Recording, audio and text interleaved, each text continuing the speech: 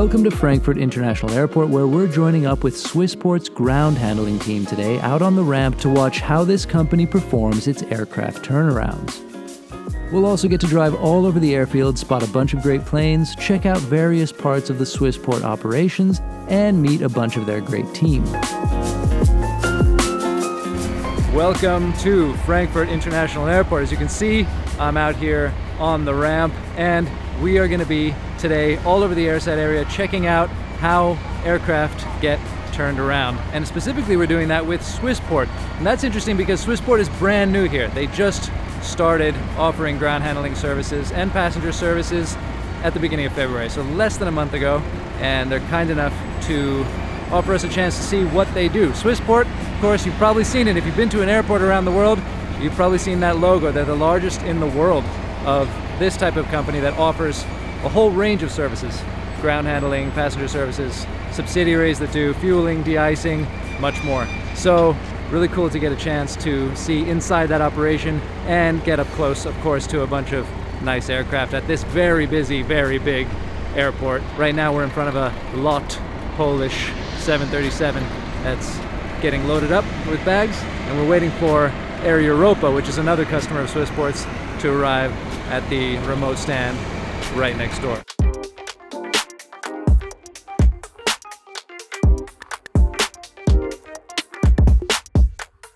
There comes Air Europa now landing. They'll be pulling in over here in a moment. Of course, I'm totally distracted by this G90 engine start going on over here, thanks to Emirates. What a sound. Forgot my earplugs. Might have to get a hold of some. Yeah, hello, my name is Wolfgang Zittlitz. I'm around about 60 years old. I'm the managing director of Swissport Frankfurt GmbH and also responsible for the operation here in Frankfurt. We offer mostly ramp handling, that means ground handling around the aircraft, and passenger handling here in Frankfurt. Yeah. I started there in '84 as a pastry chief, and then I wanted to stay here 3 months, and now I'm here since more than 40 years.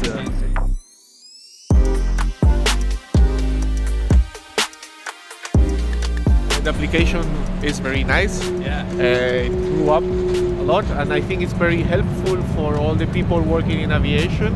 I mean, I'm using this since almost 20 years. Yeah. Very happy to check where my plane is in a very accurate way. Thank you. Gracias. Should not take a long time to arrive. Yes, currently taxiing. Over here. Oh yes, there it is. Oh yeah. There it is.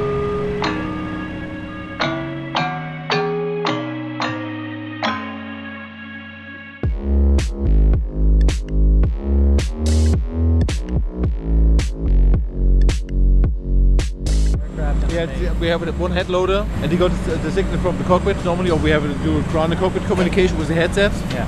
And then we have to wait every time as the beacon is off. Then we can touch the aircraft. We can go to the aircraft. Yeah, only then. Yeah, they have to chock the aircraft, and then we have to add the pylons.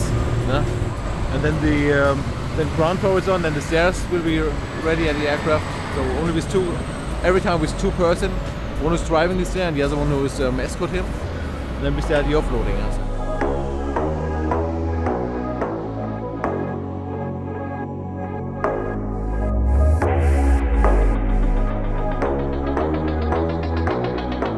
What they look for is that the beacon is off on the aircraft, and then all the staff around can start doing their thing, and they're all in place ready to do it in order to get people off in a timely manner. But you need people with cones to mark off the sort of no-go areas around the aircraft, in front of the engines, things like that. You need people with chocks to place those in front of the wheels there, and you need ground power.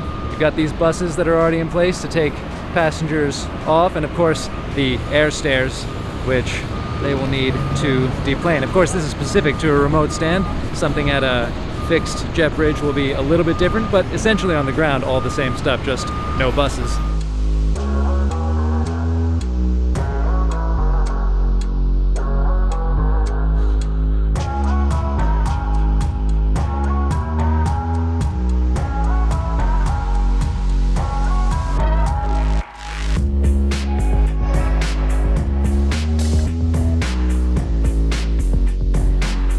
That Air Europa station manager that we just met has been using Flight Radar 24 since 2008. Got to be one of the OG users of flight radar. I'm gonna have to give him a keychain. I've got a few left. Been highly in demand lately, and I only have 3 or 4 left in my bag, but I think he deserves one.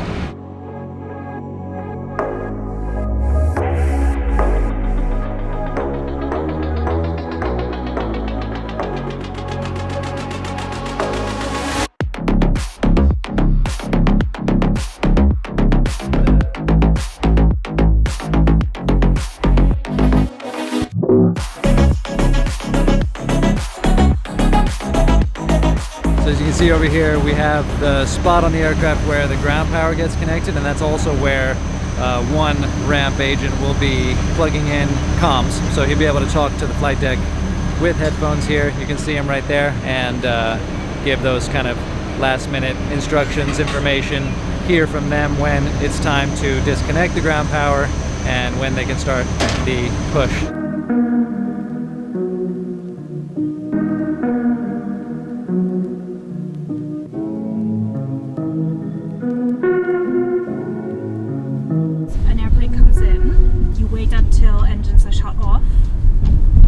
Engine shut off and the beacon must be off. Beacon must be off. Is the most important thing. Engine and beacon. And once the beacon is off, you connect the ground power, or are you waiting for it? Or do you connect to the mic and then the cockpit tells you when? First of all, is to chop the aircraft, and then the cones around the aircraft, and then the ground power, and then cockpit ground to cockpit communication with the headset. Okay. To us, the cockpit is something special. Like today, it's a baby trolley and a wheelchair is on board, Okay.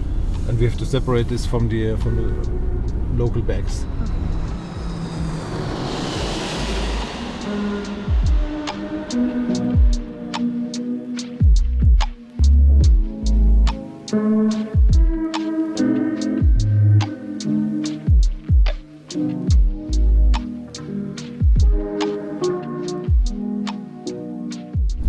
So right now this is where you're keeping aircraft overnight, and then they bring them over. They only park here for technical reasons. We do the overnight check.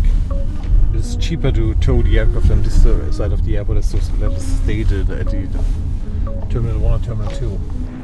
So we've come over to the other side of the airfield, and behind me you can see Terminal 3, which is the brand new massive terminal coming to Frankfurt International Airport. It's due to open in about a year's time, March 2026, and you can see they've got a lot going on to get it prepared. Right now they're using much of this space as overnight parking for aircraft, getting overnight checks, or if they need to have a space for them until they tow them back over to the active terminals for the next day's operation. Down here is also going to be a huge freight area. Some of it's still under construction, and yeah, it looks pretty nice. And absolutely massive, completely huge. I guess it's about 20 to 25 million passenger capacity just in this terminal alone. Frankfurt is already a massive airport, and man, this is going to bring it up to that next level, seriously. So it'll be cool to see this when it's all operational, and hopefully at some point get to see inside this thing.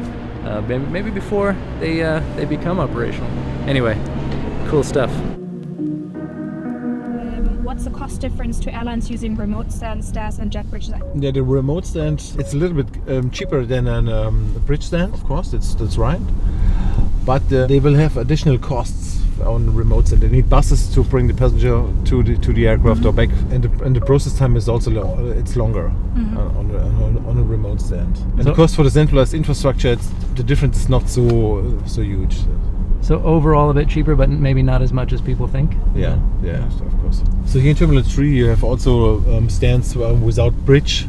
So terminal stands without bridge, so it's for walkboarding.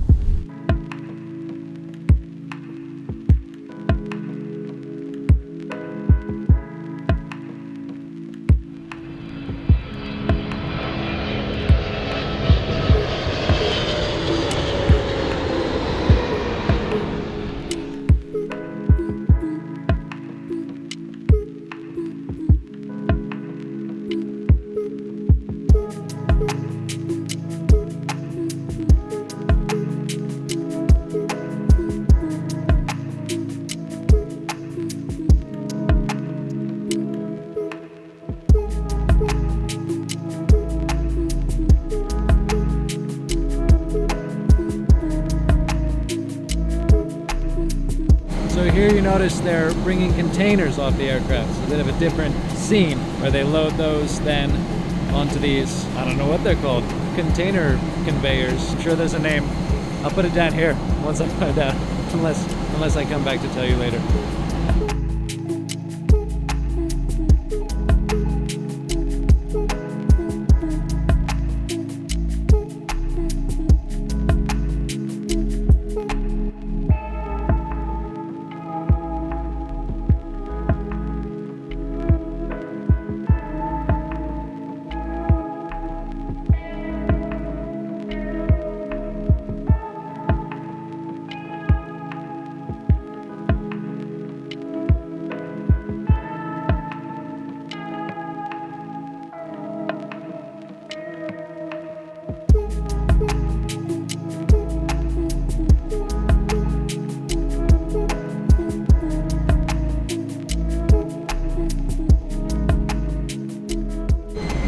Right here we have what's known here in Germany as the flugzeugschlepper, and that one's for you, Ian. It's a great name, otherwise known as tug. What important is, of course, that it's on the right position. And first of all, have the pin inside of that one, yeah? Because it's not allowed to put the tow on the aircraft without the pin is inside. The pin is over there. This one.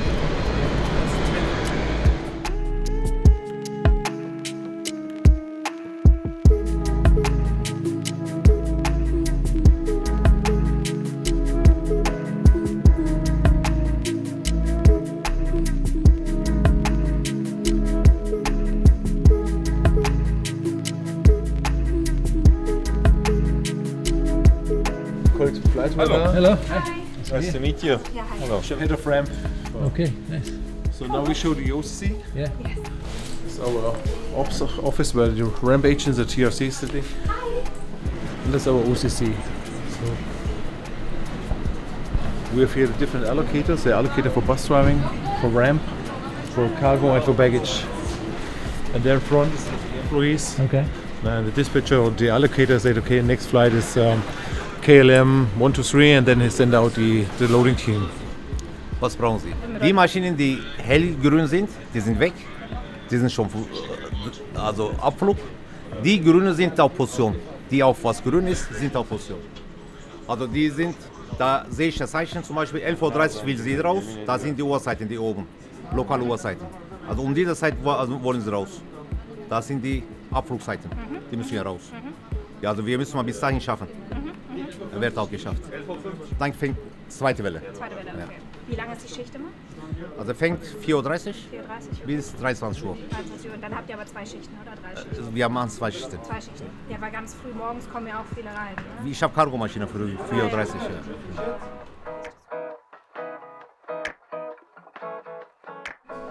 So that was the operations control center where we saw a little bit of the kind of nerve center where they're planning everything out. They have everything on the screen that's coming in and out, and when it does that, and there are these definite little banks where a bunch of aircraft come in and then go again. These are these little busy times, and then a little bit of a lull here and there, and some overnight parking as well. Always pretty cool to see how that kind of a system comes together, how they track everything, manage everything.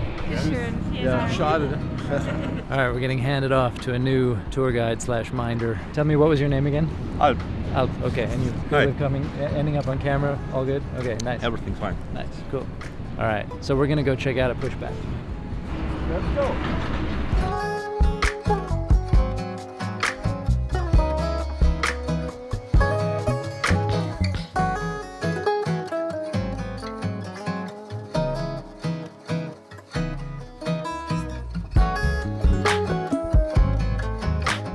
What an airport this is, where you can't turn a corner without running into a 747, or at least some kind of 4-engine classic bird that you don't find almost anywhere now. And they're just everywhere here. It's so fun driving around. Are there other airports where you would see as many 747s? Maybe Anchorage? I don't know. Let me know if you can think of any others. I think it's one of few left in the world, right? Here we are, we're gonna try and get a ride in the flugzeugschlepper. Another one of these childhood dreams that I'm getting to unlock in adult life.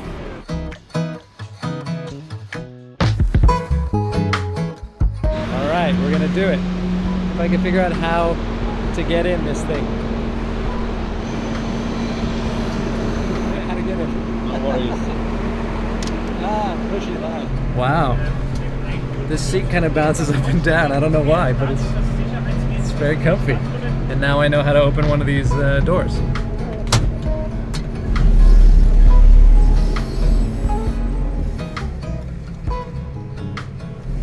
All right, so it looks like ground power is disconnected. Tow bar is in place, so we just need to pull up and attach to it, which is what's gonna happen now once they move this apparatus with the ground power away. I'm realizing that I lack a lot of the technical terms necessary to describe everything we're seeing.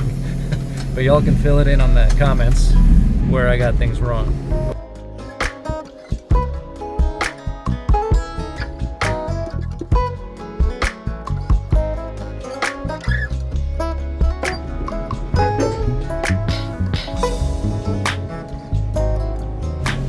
So we're all hooked up here, ready to go, but they have a slot that they have to stick to, so it means 15 minutes we have to wait until the actual pushback, which is all right. I don't mind sitting in here for 15 minutes.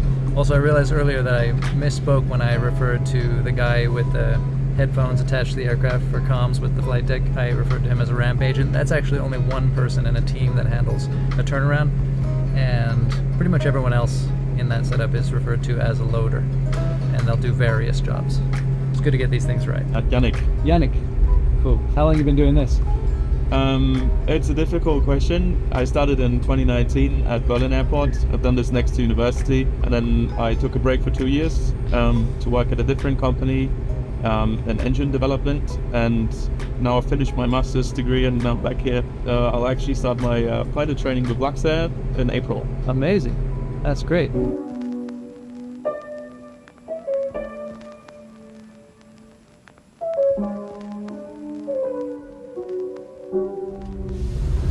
Nach Westen orangene Linie.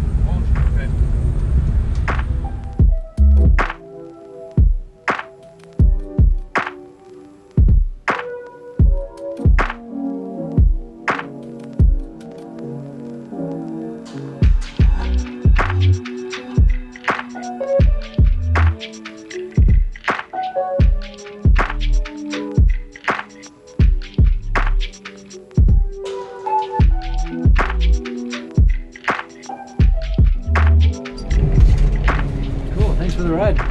You're welcome. It's fun to watch. I've never really thought about it closely from this perspective, you know? Yeah. Like, is it difficult to learn, to get the feel for it? I think it just takes a bit of time to get used to the feeling and to, you know, to steer into the right direction, but it's not that difficult. Nice. All right, cool. Cool. Are you staying here or you're driving on? I'm going to get you a keychain if you want one. Yeah? I want one. Thank you, sir. Thank you.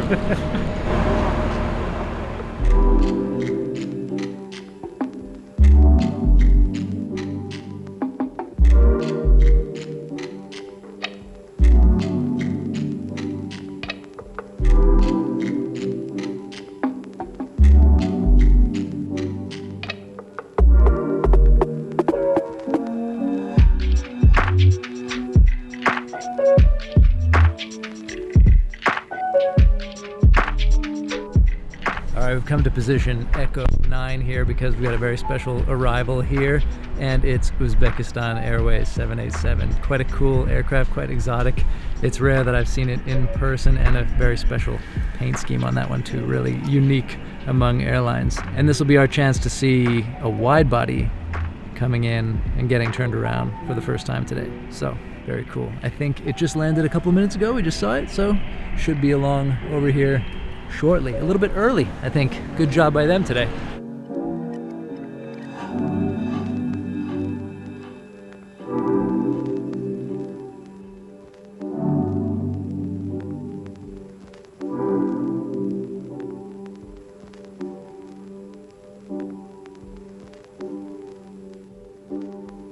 All right, nice taxi in. We're gonna join the ramp agent right now. Und wir warten auf alle Passagiere, die Boarding. Alles war pünktlich, hinten Treppe.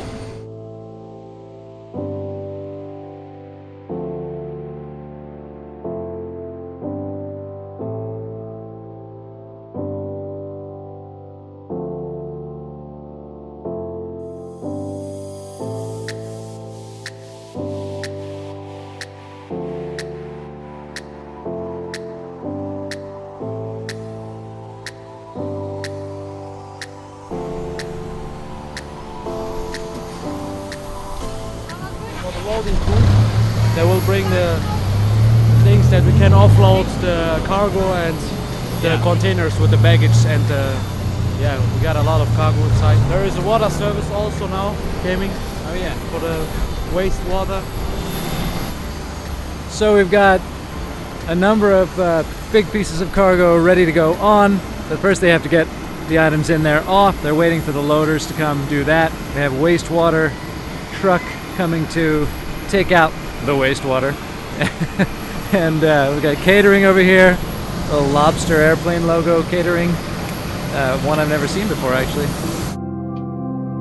So we are now finished with offloading from the back, and we are waiting for the cleaners, and after that we are starting with unloading. So we're finished, I mean nearly with offloading. We are only waiting for the pallets, for the cargo, and after that we are starting with the belly, and we are starting with cleaning. I mean, it's the process have to be on same time. So we are starting with offloading, and the cleaners are going inside to make the plane ready for departure. The plane is arrived. The first thing that the operations agent or the ramp agent is do, we have to check the aircraft from outside, that we can see any damage which happened in the flight, and we have to document everything. So we can check first time. We are starting from the front of the plane and move outside, check any that we can deserve any damage. Let's go to front and start with the outside check. So first we are start here on the right hand side from the captain's view. We are checking the static ports on the aircraft, that we have nothing to see which are damaged. After that we have moved from the left side from the plane, and here like the electronics and everything, that nothing is damaged. So after that normally the plane is closed when we are doing the outside checks, because any damage can happen outside from the damage from the cargo hold, and we have to be safe. That's why we are checking the outside from the plane, and then we are moved outside from the engine, very important.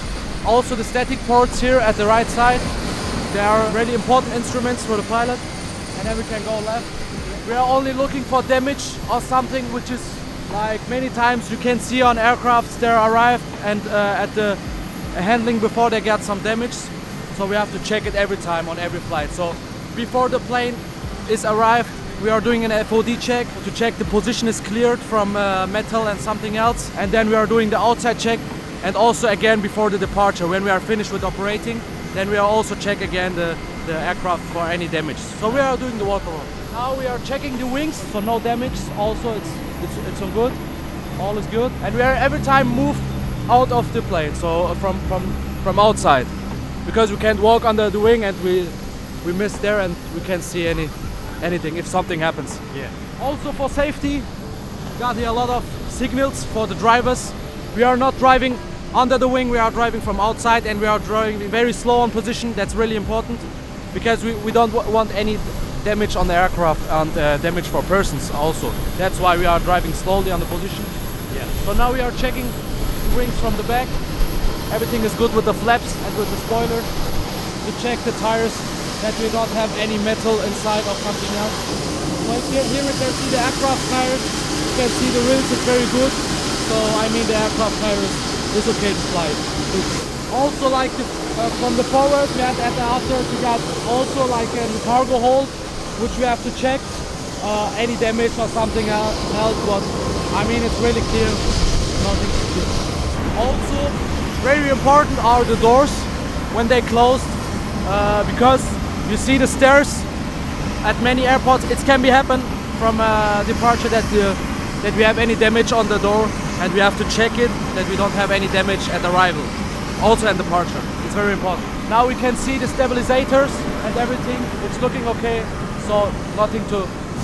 Also for here, we got a signal for the truck driver in front of there, because we have a lot of cars and a lot of trucks that are very high, and to don't get any damage, we have a signal here for the fuel truck is already arrived. So now let's check how many we get loaded by fuel.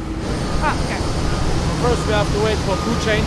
Yeah. And after that we get some trip info, and then we can give him the information about how many fuel we get loaded on this aircraft. We call it CPD is arrived to offload the aircraft from the inbound flight, from the cargo and from the baggage from the plane.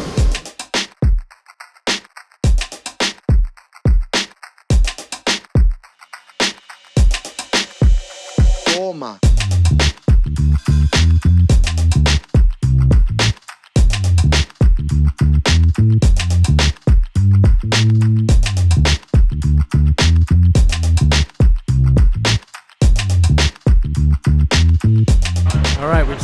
action on the ramp, driving around, aircraft galore.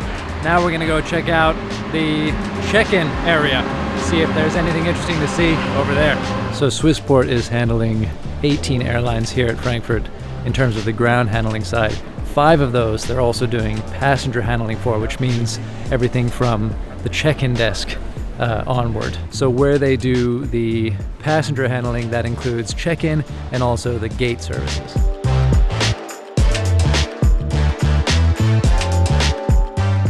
Wir machen heute eine ganze Tour und das sind die beiden Kollegen von Flightradar 24. Kennt ihr, oder? Habt ihr Flightradar?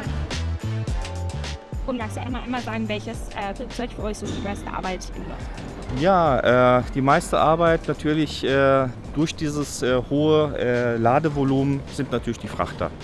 Ja, es macht auch Spaß, die haben auch natürlich andere Zeitfenster. Geht nicht so schnell wie bei den Passagiermaschinen, also nicht so an einen schnellen Turn gebunden, aber vom Ladevolumen her natürlich die Frachtflieger. Und da braucht man auch vor allem eine professionelle Crew, dass es alles auch so im Zeitfenster klappt. So it turns out that we missed the bulk of the check-in action. So they're handling check-in right now for Royal Jordanian, Saudi, and Uzbekistan, the people getting on that flight that we just saw come in, but it's mostly done. Last passengers checked into the other 2, and I'm not sure about Uzbekistan, but there's not much action going on here. So you're gonna have to save that for another time. Tell me in the comments if you'd be interested in seeing not the ramp, but actually the sort of check-in and that whole process side of things, gate agents, all that, how things happen on this part, land side, right to where people board the plane. Let me know if that's of interest. We can always come back and do more, and do hope you enjoyed this today with us here in Frankfurt Airport. Looking forward to hearing what you think.